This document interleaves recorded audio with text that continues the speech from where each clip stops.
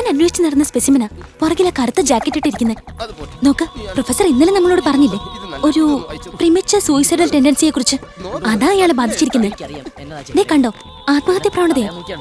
ആത്മഹത്യക്കുറിപ്പായി തയ്യാറാക്കിയിരിക്കുന്നത്. അവൾ എന്നെ വിട്ട് പെയ്യൂട്ടല്ലോ പോയല്ലെന്ന വാക്ക് തെറ്റി എഴുതിയതാ. ആത്മഹത്യ ചെയ്യാൻ തീരുമാനിച്ചു കഴിഞ്ഞാൽ ഉച്ചാരണ കൈയക്ഷരമൊക്കെ ഇതുപോലെ വൃത്തികേടായി പോവും. എന്നാണേലും അവൾ ആത്മഹത്യ ചെയ്ത പറയലോട്ട് ഞാനാ പറയുന്നത്, നീ ഇനി പോകരുതെന്നു. എന്നാ ചെയ്യേണ്ടെന്ന് എനിക്കറിയാം. എന്നാ പോടാ, നീ പോയി ചാക്. ഞാൻ എഴുതിയത് പോരെങ്കിൽ നീ പോയി എഴുത്. Hello, yes. അയാൾ എവിടേക്ക് പോയതാ? വെള്ളരിപ്പാറയിലേക്ക്. ആത്മഹത്യ തലയ്ക്ക് പിടിച്ച് ഓടിയതാ, അതും ചത്തവളുടെ പിറകെ. പോയി ചാകട്ടെ ശാപം. നൈസ്. കുട്ടി തീപ്പന്തൽ വായിക്കാറുണ്ടല്ലേ?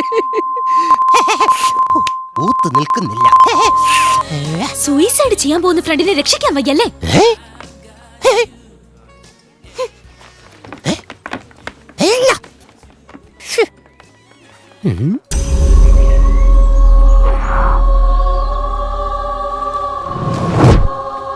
ഈ പാറക്കെട്ടിന്ന് ചാടിയാണ് ആ രഞ്ജു ആത്മഹത്യ ചെയ്തേക്കുന്നത്. ഇത് കണ്ട ആർക്കാ ആത്മഹത്യ ചെയ്യാൻ തോന്നാത്ത? ആത്മഹത്യ ചെയ്യാനും വേണം ഒരു യോഗം. എൻ്റെ കർത്താവേ, ആ രഞ്ജുവിൻ്റെ ആത്മാവങ്ങാൻ